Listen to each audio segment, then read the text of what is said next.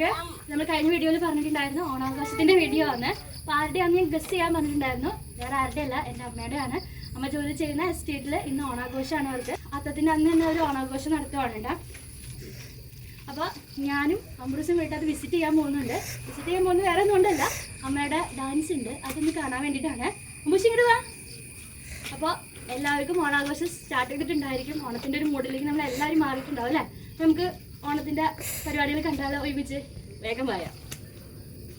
മനസ്സിൽ മൊത്തം കൺഫ്യൂഷനായിട്ടാണ് ഞാൻ സെലിബ്രേഷന് പോയേട്ടാ. കാരണം വേറെ ഒന്നുമല്ല, അമ്മയ്ക്ക് ഡാൻസ് കളിക്കാൻ അറിയുമോ, അമ്മ ഡാൻസ് കളിക്കുമോ, അമ്മയ്ക്ക് പേടിയുണ്ടാവുമോ, ഇതൊക്കെയായിരുന്നു എൻ്റെ ഉള്ളിൽ. അവിടെ എത്തിക്കഴിഞ്ഞപ്പോൾ പരിപാടികൾ സ്റ്റാർട്ട് ചെയ്തിട്ടുണ്ടായിരുന്നു. ആദ്യം തന്നെ പാട്ട് പാടുമായിരുന്നു ഓരോരുത്തരായിട്ട്, വലിയവരും ചെറിയവരൊക്കെ ആയിട്ട്. അതിൻ്റെ ഇടയിൽ ഒരു കുട്ടി ഡാൻസ് കളിച്ചപ്പോൾ എൻ്റെ മോൻ്റെ കയറി നിന്ന് ഡാൻസ് കളിക്കുകയാണ്. ഇത് കണ്ടുവന്ന ചേട്ടൻ അവനൊരു 100 രൂപയും കൊടുത്തു. പൈസ കിട്ടിയപ്പോൾ ആൾക്ക് അതീവ സന്തോഷമായി. പിന്നെ ആ ചേട്ടനെ എങ്ങനെയെങ്കിലും സന്തോഷിപ്പിക്കണം എന്നുള്ളൊരു ചിന്ത മാത്രമേ അവനുണ്ടായുള്ളൂ എന്നുള്ളൂ. ആ ചേട്ടനെ അഭിമുഖീകരിച്ചിട്ടാണ് പിന്നെയുള്ള അവൻ്റെ സ്റ്റെപ്പുകളൊക്കെ ഇടുന്നത്. അത് കണ്ടപ്പോൾ നമുക്ക് എല്ലാവർക്കും സന്തോഷമായി. അമ്മ എന്ന നിലയിൽ എനിക്ക് സന്തോഷമായി. പക്ഷേ ഇതിൻ്റെ ഇടയിൽ ഒരു ചെറിയൊരു വിഷമം വന്നൊരു കാര്യം നടന്നായിരുന്നു. അത് ഞാൻ മനഃപൂർവ്വം ചെയ്തതല്ല കേട്ടോ.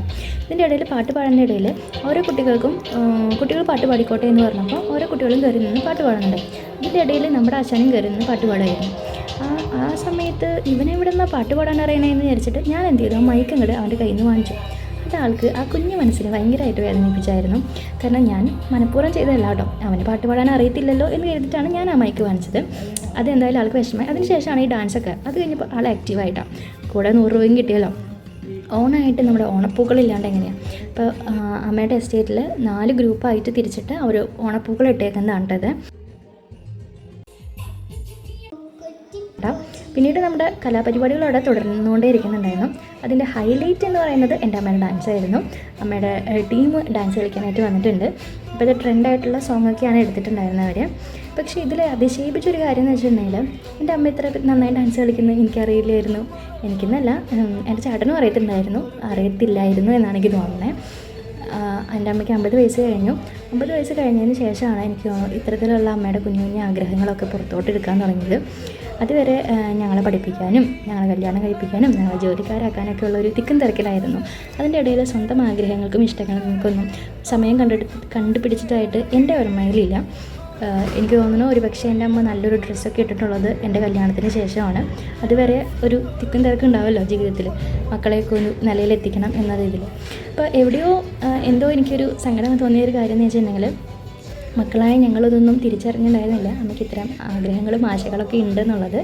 പക്ഷേ എന്തായാലും ആൾ ഹാപ്പിയാണ്. കലാപരിപാടികളൊക്കെ അവിടെ തുടർന്നുകൊണ്ടേയിരുന്നു കേട്ടോ. അപ്പോൾ ഞാൻ പറഞ്ഞു വന്നത് ഇത്രയേ ഉള്ളൂ. നമ്മുടെ അമ്മമാരും അപ്പന്മാരൊക്കെ ജീവിച്ചിരിക്കുന്ന കാലത്ത് അവർക്ക് എന്തെങ്കിലുമൊക്കെ ആഗ്രഹം ഉണ്ടെന്നുണ്ടെങ്കിൽ അതൊന്ന് ചോദിക്കാമല്ലേ നമുക്ക്. ചിലപ്പോൾ പറയും, ചിലപ്പോൾ പറയില്ല. നമുക്ക് സാധിച്ചു കൊടുക്കാൻ പറ്റുന്നതാണെന്നുണ്ടെങ്കിൽ നമുക്ക് സാധിച്ചു കൊടുക്കാം. അപ്പോൾ അതെ, ഓണസദ്യയൊക്കെ കഴിച്ച് ഞാൻ തിരിച്ചെത്തി കേട്ടോ. അപ്പോൾ നമ്മൾ ഓണ സെലിബ്രേഷനൊക്കെ കഴിഞ്ഞ് വീട്ടിലെത്തിയിട്ടുണ്ട് കേട്ടോ. അപ്പോൾ ഞാൻ തിരിച്ച് വീട്ടിലേക്ക് പോവുകയാണ്, വേറെ ഗ്രൂപ്പിലേക്ക്. അതിന് മുമ്പ് അമ്മയുടെ കുറച്ച് പച്ചമുളക് ഉണ്ടായിട്ടുണ്ട്. അമ്മയുടെ കൃഷിത്തോട്ടത്തിൽ നിന്ന് ഞാൻ കുറച്ച് പച്ചമുളകൊക്കെ പറിച്ചിട്ട് പോവുകയാണ്. അപ്പോൾ ഓണാഘോഷത്തിൻ്റെ വിശേഷങ്ങളൊക്കെ കണ്ട് എല്ലാവർക്കും ഇഷ്ടപ്പെട്ടെന്ന് വിചാരിക്കുന്നുണ്ട്. അപ്പോൾ വീഡിയോ ഇഷ്ടപ്പെട്ടിട്ടുണ്ടെങ്കിൽ എന്നും പറയുന്ന മാതിരി തന്നെ ലൈക്ക് ചെയ്യുക. അപ്പോൾ നമ്മുടെ ചാനൽ സബ്സ്ക്രൈബ് ചെയ്യുക. അപ്പോൾ ഇഷ്ടപ്പെട്ടിട്ടുണ്ടെങ്കിൽ ഒരു ഹൈപ്പ് തരണം കേട്ടോ. അപ്പോൾ അടുത്ത വീഡിയോയിൽ കാണാതെ എല്ലാവർക്കും ടാറ്റാ.